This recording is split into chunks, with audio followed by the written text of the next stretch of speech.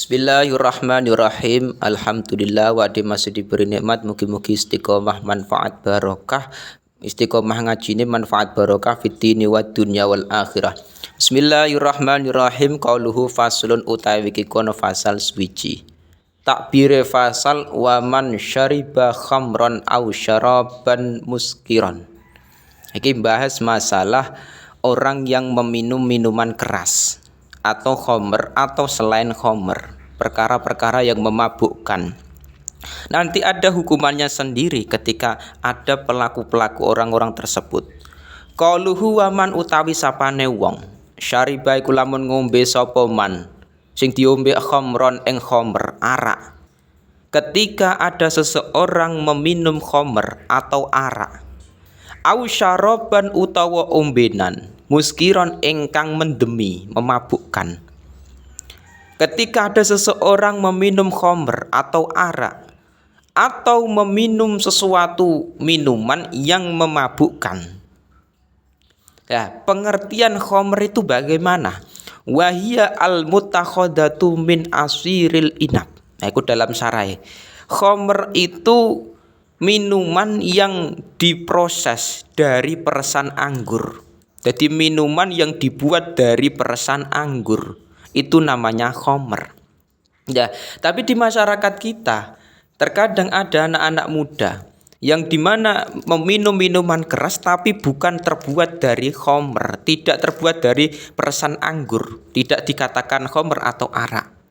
Nah, itu masuk yang au syaraban muskiron.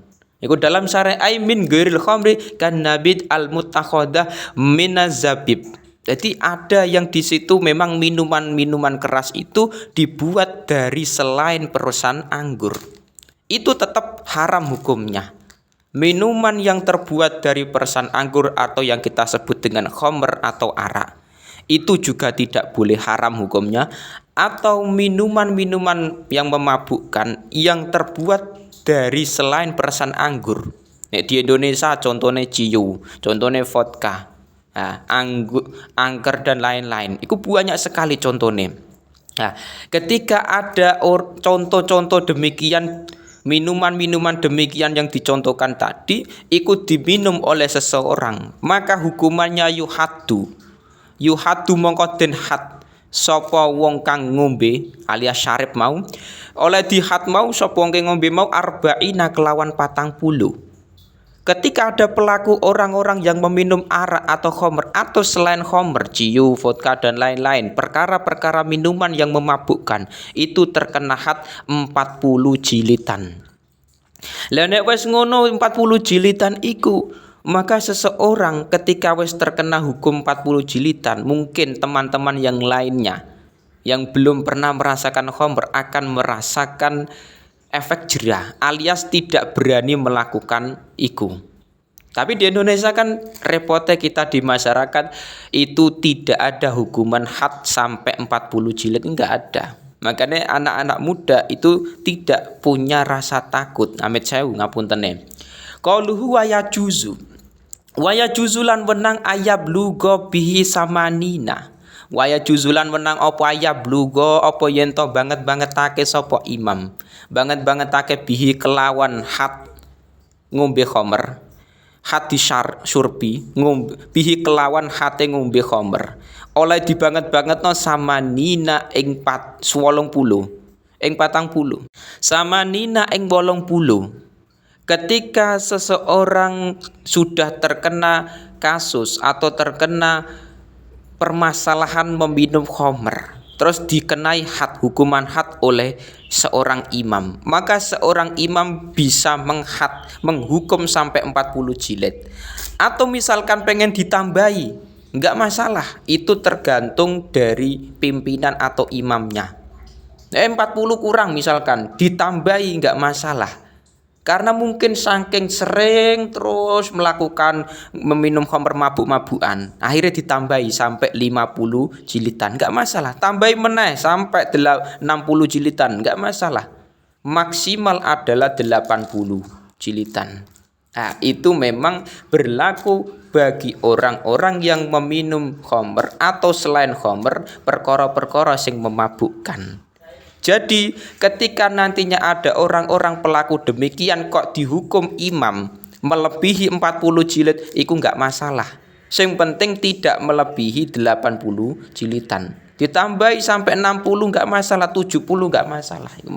Karena apa mungkin imam menambahi hukuman had demikian karena mungkin anak-anak tersebut, anak-anak muda pelaku mabuk-mabuk iki mau tidak punya efek jerah, tidak punya takut, mabuk terus akhirnya sampai dihukum bolak-balik, imamnya sampai pegel, sakit hati. Ditambahi sampai 50 jilidan. Itu boleh-boleh saja, tergantung dari keputusan seorang imam. Qauluhu ala wajhi ta'zir. Jadi ditambahi melebihi sampai 40 jilidan, tambahi sampai 60 sampai 80. Iku ala wajib takziri ing ngatasé dalane nakzir. Ngapokake. Tujuan dari takzir adalah mengapokkan, membuat seseorang pelaku minuman keras itu mempunyai efek jerah. Ditakzir dia bahasanya. Qauluhu wa yajibu. Wa yajibu lan wajib alaihi. Wajibulan wajib apa had ngombe khamr mau oleh wajib alaihi ing ngatasé wong kang ngombe khamr Aisyah syarib wong sing ngombe khamr mau oleh wajib bi ahadi amroini kelawan salah sijine perkara loro bi ahadi amroini kelawan salah sijine perkara loro. Ketika ada seseorang meminum minuman khamr atau minum minuman selain khamr tapi di situ memabukkan, contohnya ciu misalkan, itu bisa dikenai had sampai 40 jilidan atau bahkan lebih tergantung dari imam. Itu dengan adanya salah satu perkara ini. Yang pertama bil bayinati, rupane sebab bayinah utawa saksi. Jadi ada saksi yang mengatakan bahwa si Zaid adalah pelaku minum minuman keras. Misalkan Zaid meminum minuman keras, ngombe ciu sampai 5 botol meletre asik. Terus Umar ternyata menjadi saksi kepada warga, dia bersaksi bahwa dia melihat sendiri. Umar terus dan rekan-rekannya, teman-temannya misalkan 4 orang menjadi saksi bahwa seorang Zaid adalah pelaku minuman khamr.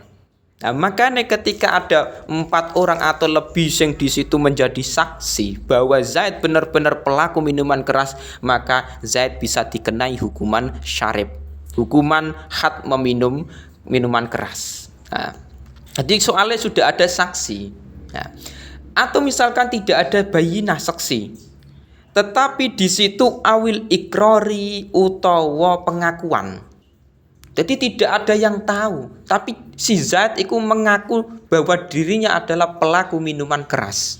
Jadi Zaid tidak ada yang mengetahui bahwa dia adalah meminum minuman keras sampai 5 botol melete asrek mau, tetapi Zaid ini mengakui.